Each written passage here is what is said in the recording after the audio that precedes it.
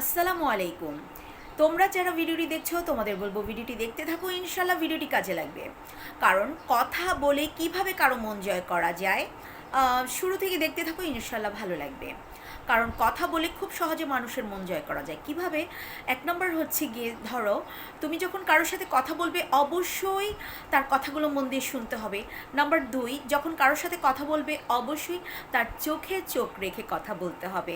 Number তিন, তুমি যখন কারোর সাথে কথা বলবে অবশ্যই অন্য কোনো দিকে মনোযোগ দিবে না। কারণ হচ্ছে তুমি যখন অন্য কোনো দিকে মনোযোগ দিবে তখন ওই ব্যক্তি অপমান বোধ করবে। নাম্বার চার হচ্ছে গিয়ে, তুমি যখন কথা বলবে কারোর সাথে অবশ্যই কি করবে, তার প্রশংসা করবে।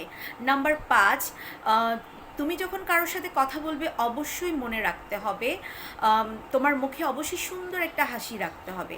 কারণ হাসি দিয়ে মানুষের হৃদয়টাকে জয় করা যায়। ধন্যবাদ।